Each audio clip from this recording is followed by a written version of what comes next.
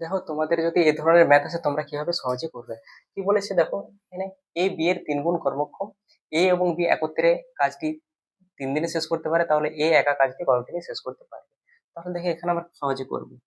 আমার করে নিলাম এ। এখানে বলেছে এ বি এর 3 গুণ কর্মক্ষম, অর্থাৎ ওয়ার্ক এফিসিয়েন্সি, কর্মদক্ষতার রেশিও কি দেওয়া আছে আমাদের। এ যদি 3 হয়, বি এর 1, অর্থাৎ এ একদিনে 3 ইউনিট কাজ করলে বি একদিনে করবে 1 ইউনিট। ঠিক আছে, ওয়ার্ক এফিসিয়েন্সি আমরা পেয়ে গেলাম। এখানে আমরা জানি ওয়ার্ক এফিসিয়েন্সির সাথে দিন সংখ্যার কর্মদক্ষতার সাথে দিন সংখ্যার কি বিপরীত সম্পর্ক হয়। তাহলে এর একদিন সময় লাগবে আর বি এর এখানে 3 দিন সময় লাগবে। এর রেশিও হচ্ছে, ডে সংখ্যা রেশিও আমাদের 1:3। ওকে, তাহলে এখানে আমরা পেয়ে গেলাম এর যদি কোনো একটা কাজ এক্স দিনে করে, বি সেই কাজটি করতে কতদিন সময় লাগবে, 3x আমরা ধরে নিলাম। ঠিক আছে, অর্থাৎ এর যে এলসিএম সেটাই আমাদের কি টোটাল ওয়ার্ক। এক্স আর 3x এর এলসিএম কত, 3x। ঠিক আছে, আর এখানে আমরা তো ওয়ার্ক এফিসিয়েন্সি তো জানি, এ একদিনে 3 ইউনিট করবে, বি একদিনে 1 ইউনিট। তাহলে আমরা টোটাল ওয়ার্ক অর্থাৎ 3x কে যদি আমরা, তারা একত্রে একদিনে কত ইউনিট কাজ করবে, 4 ইউনিট।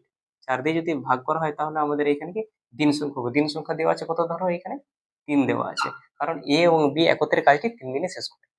তাহলে এখান থেকে দেখো আমরা 3 3 ক্যান্সেল হয়ে এক্স এর ভ্যালু আমরা পেয়ে গেলাম কত, 4।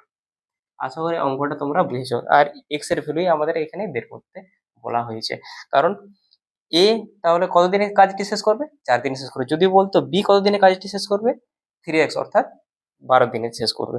আবার তোমাদের বোঝাচ্ছে এখানে কি বলছে, এ বি এর 3 গুণ বেশি কর্মক্ষম, অর্থাৎ এ যদি 3 ইউনিট কাজ করে, বি একদিনে কত করবে, 1 ইউনিট।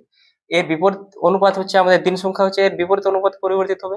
যদি এর যদি একদিন সময় লাগে, বি এর কতদিন সময় লাগে, 3 দিন। এর আমরা এক্স ধরে নিই, এর যদি এক্স দিন সময় লাগে, বি এর সময় লাগবে 3x। এর এলসিএমটা হচ্ছে আমাদের টোটাল ওয়ার্ক 3x। 3x কে যদি আমরা 4 দিয়ে ভাগ করেছি, সমান পেয়ে গেছি 3।